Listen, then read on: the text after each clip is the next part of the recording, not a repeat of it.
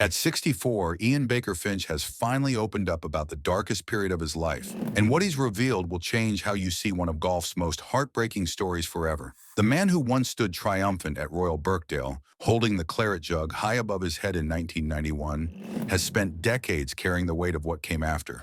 But this isn't just another tale of sporting failure. This is a story of resilience, redemption, and finding new ways to love the game that both made and broke him. Baker-Finch's journey began in the most humble way possible. Born in Nambour, Australia, he grew up as a farm boy in rural Queensland, where his first introduction to golf came through helping his father build a local 9-hole course from swampy, marshy land. Picture young Ian riding on the back of a tractor, watching a community of dedicated farmers transform raw earth into something beautiful. This hands-on experience planted a seed of fascination that would define his entire life. Without access to professional instruction, Baker-Finch taught himself using Jack Nicklaus's book, Golf My Way, as his guide. He started with a small set of clubs he received for his 12th birthday, caddying for his father and developing skills that would eventually take him around the world. When he turned professional in 1979, few could have predicted the remarkable journey ahead. His rise through the professional ranks was steady and impressive. That first victory came at the 1983 New Zealand Open, earning him a spot in the 1984 Open Championship. Over the next decade, Baker-Finch would accumulate 17 professional wins across 4 continents. He conquered courses in Europe, North America, Asia, and Australasia, proving himself as a truly global competitor. His victories included the 1985 Scandinavian Open, the 1989 Colonial Invitational, and multiple wins in Australia, including the Australian Masters and the Australian Match Play Championship. What made Baker-Finch special wasn't just his talent, but his genuine love for competition. He represented Australia in prestigious team events like the 1985 World Cup of Golf and the Dunhill Cup in both 1989 and 1992. His consistent performance across different tours and diverse playing conditions established him as one of the world's most respected competitors. Now, here's something amazing about Baker-Finch that many people don't realize. Take a moment to subscribe and let us know in the comments what your favorite memory of Ian Baker-Finch is, or what you think about his incredible journey from farm boy to major champion. The pinnacle of his career came at the 1991 Open Championship at Royal Birkdale. This victory was particularly sweet because of his previous heartbreak in major championships. In 1984, he had led the Open after 3 rounds, only to shoot 79 on Sunday and finish tied for 9th. 6 years later, he found himself in the final pairing again, but started the day 5 strokes behind, ultimately finishing 6th. The pressure of being in contention had gotten to him before, making his 1991 triumph even more meaningful.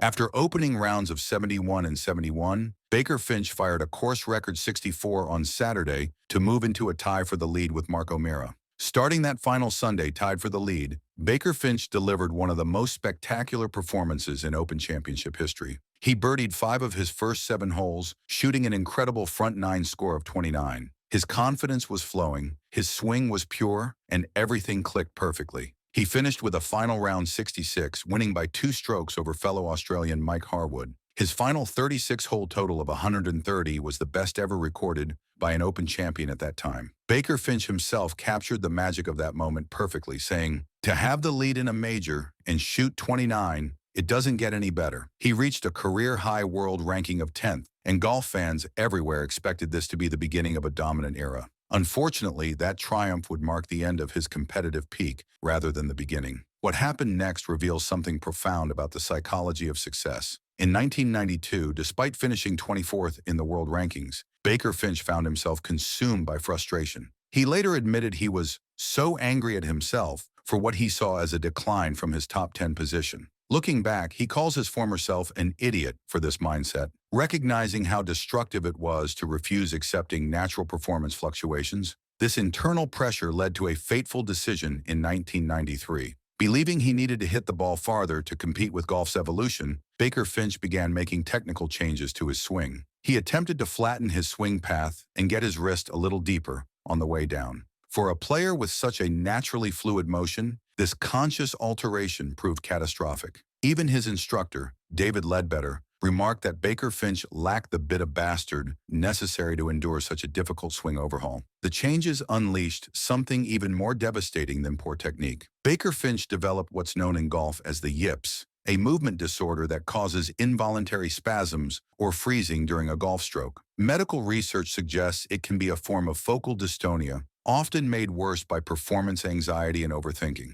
For him, it specifically affected his driver, but only under the pressure of tournament play. He could still perform beautifully in practice rounds and even win the Pro-Am, but when it mattered most, his mind would betray him. The psychological battle was relentless. Baker-Finch consulted with over 30 coaches, sports psychologists, and even tried hypnosis and meditation. Nothing worked. The harder he tried to fix the problem, the deeper it seemed to embed itself in his psyche. The man who once shot 29 on the front nine of a major championship couldn't trust his swing when out-of-bounds markers came into view. This wasn't a physical inability to swing the club, but a deep mental block that only appeared under competitive pressure. The statistical record of his decline tells a heartbreaking story. From 1993 to 1997, he played in 70 events, missed the cut in 46 of them, and withdrew 5 times.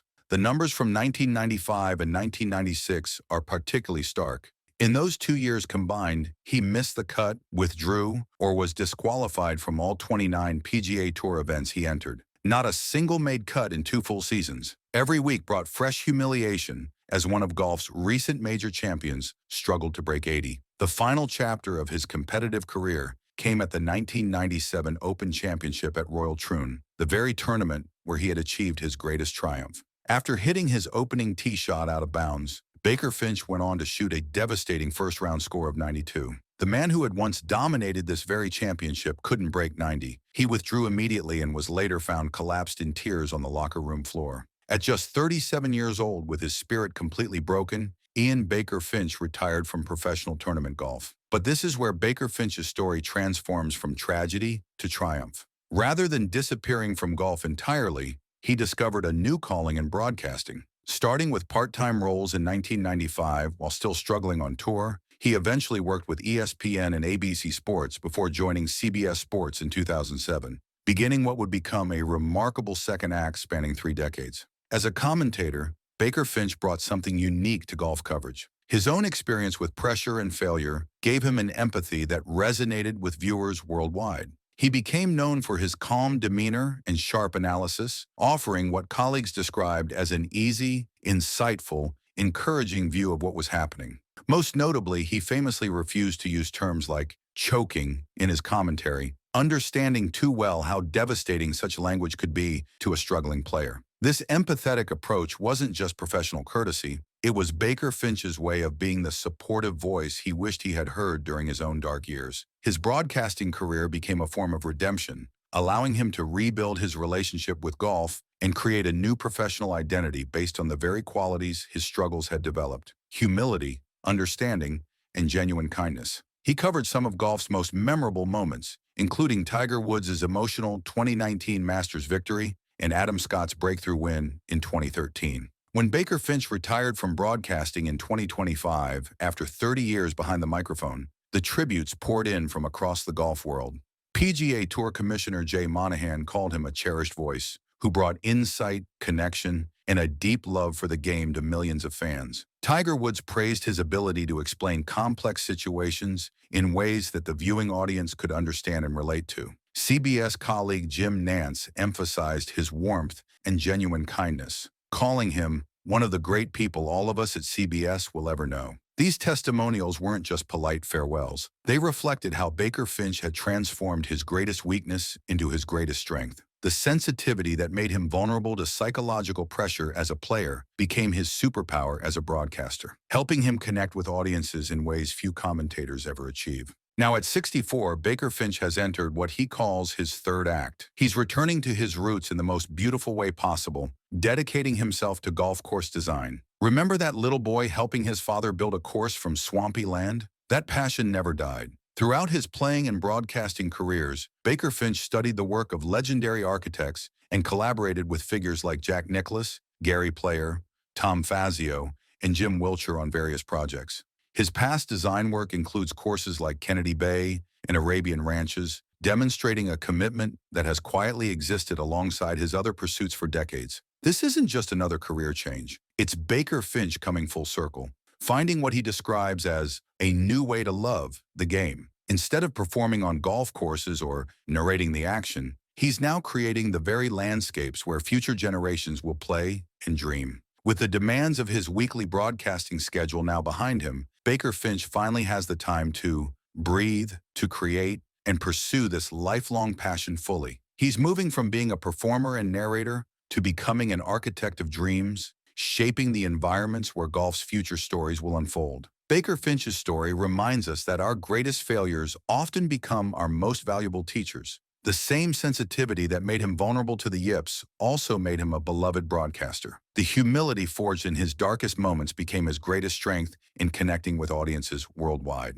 His journey proves that sometimes we need to be completely broken before we can rebuild ourselves into something even more meaningful. If you've made it this far, you clearly appreciate stories of resilience and redemption. Hit that like button and subscribe for more incredible golf stories. Let us know in the comments how Baker-Finch's journey has inspired you, because this tale of triumph, tragedy, and ultimate renewal proves that sometimes our most painful chapters lead to our most meaningful contributions.